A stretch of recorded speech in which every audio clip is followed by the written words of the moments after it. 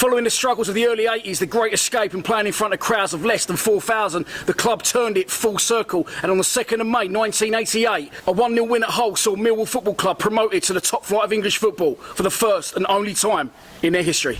After completing the Great Escape, George Graham started to rebuild the club and lay some serious foundations. But George's good work would not go unnoticed, and unfortunately for Millwall, Arsenal and the big time came calling, and in 1986 he left the club. His replacement was a fellow Scotsman.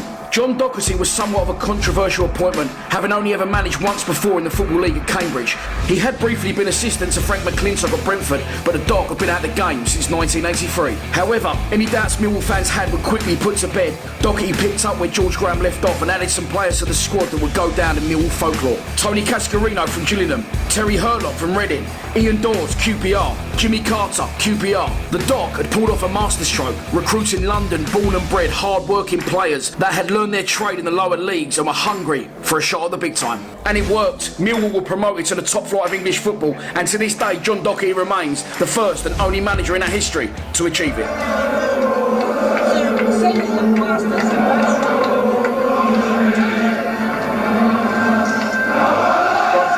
Getting into the spirit of the